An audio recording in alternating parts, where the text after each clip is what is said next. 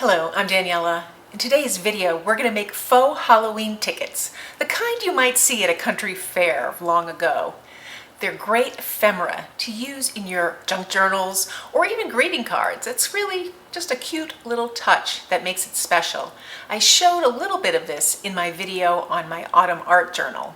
The idea is not original to me, but the process of how I create it, well, I figured it out and I wanted to share it with you.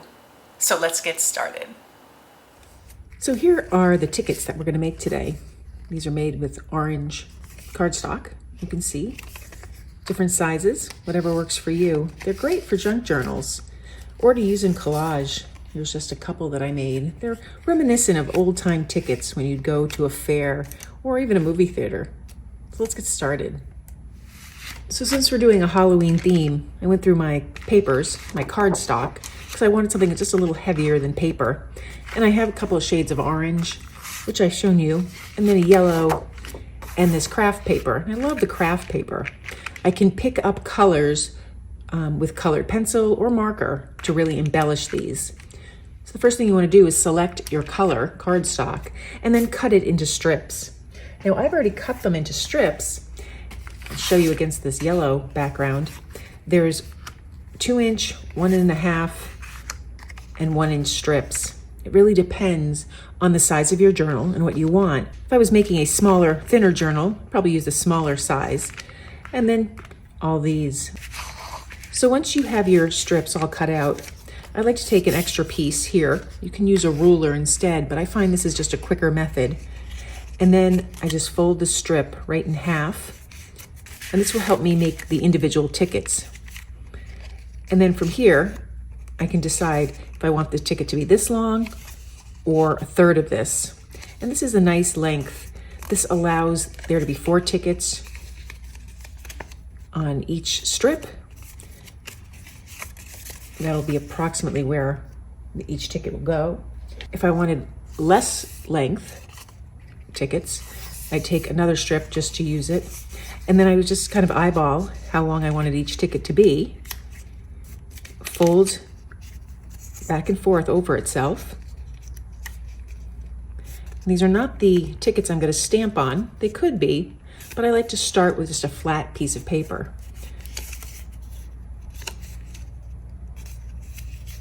Then anything left over, I could cut off. This happened to work out just fine. So really decide what length of tickets you want. So for the shorter tickets, on the smaller paper, I'd use this, and the larger, I would use this one. We'll do one of each. I'm going to take the template that I made here, and I like to line it up on either side. So just like this, I line it up, and then I can make my marks right where the folds are. And I'll do that on either side.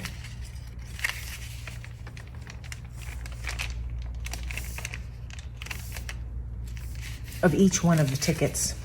So for this one, because I'm going to go with the smaller folds, do the same thing. Again, you can measure it with a ruler. I just find this is a quicker method. So now once you have these, I set aside the templates, and I'm going to take a straight edge. You can use an index card, a page of a book. Just going to use a ruler, and I'm going to just create dashed lines between each of these. And this will be like the ticket stub where the ticket will get ripped. If you have a rubber stamp like this, use that. And you could vary the color as well. It could be gray, brown. So now this step is optional. You can take one of these. This is a pattern tracer. You put a piece of carbon paper underneath it and you run this across, and it makes these very tiny holes. They also make these paper tools. This is an old version. You pull out the side and you can run it across, and it kind of makes a little bit of a dotted line. So I can just do that. It's not necessary, but I think it just makes it a little more authentic. So now to continue with this, we're going to use our rubber stamps. I have a bunch of images here of little rubber stamps. So I'll just choose a few. So I have some blocks here to attach the rubber stamps to. Start with the largest images first. So here I'll attach the word stamps. I like to start with my largest image, which would be the pumpkin and the witch. I have some permanent ink here. So I'll just take it out, ink up the stamps, and just stamp down accordingly. It doesn't have to be a complete image. You can just stamp a partial image here. And you can match the entire length or just eyeball it. I think these I'll do a little differently. Maybe put it this way. Now you could vary the color of ink or your designs. So then when you're done, you have your ticket stub all stamped. A slight variation is to stamp it, just like I did. Here I just used the word spooky on each of the tickets. And then you take some rub-ons. This is just a little bit of rub-ons that I got from the dollar store. And you cut out your images that you want to use on your tickets. You can combine this with rubber stamps or just use this in place of rubber stamps. You can also collage onto them as well. For the rub-ons, you just take the image, peel off the backing, and set it down. And then with a coin or a pen or a stylus, you burnish it on.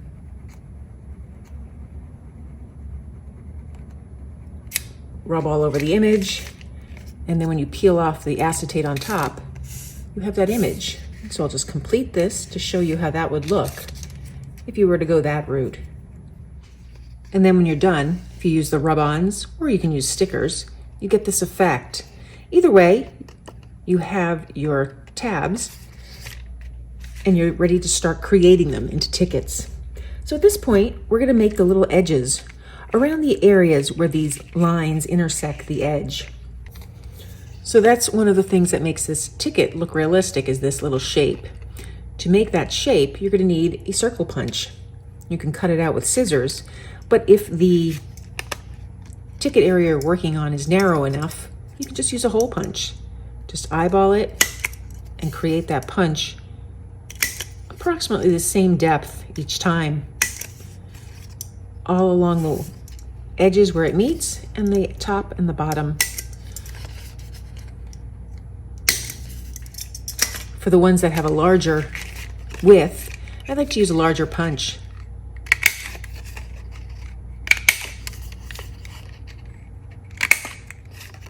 So once you have them trimmed, you have different degrees of completion on the tickets. I'll show you a few ways to embellish it further to make it a little more realistic for this ephemera that we're creating. I like to take a little bit of distress ink and I'll just go around the edges. Now you can just wipe around the edges with your ink pad like this. Or you could take a little brush, rub it on to the ink pad, and just rub it around the edge. It gives a little more subtle effect, and you can go in and continue that as much as you'd like. Makes a little bit of a difference. So when you're done distressing the edges, making it look aged, you have a really great basis for these tickets. This one has the edges done, and it looks almost complete. Another way to enhance it further is to use markers or colored pencils. So from here, I'll just go through the images, starting on this little one, and just add some color. Because it's a pumpkin, I'll add some orange. You can do this with marker just as easily. And so then I just colored in this tag. I'll do the same thing for this one. So once they're all completely colored in as you like, you can leave it here. I like to take some gel pens and just play around with adding a little sparkle to it. This is a silver pen. I'll just make a little series of dots here and there on some of the tickets. So once I have all the images done, my little mark making on the tags, they're ready to be put in my journal. I love them. Depending on the color background paper you use, you get a completely different look. So that's how I create these faux Halloween tickets for my junk journal. The beauty of them is you can make them any size, any color. You use existing rubber stamps, stickers, or even rub-ons to make the pictures. You can even draw if you wanted, and you can make them very custom if you had a Halloween party you were throwing or something along those lines. It's a great piece of ephemera to use in your journals. If you found this video helpful, please give it a thumbs up and be sure to subscribe. And thank you for joining me today.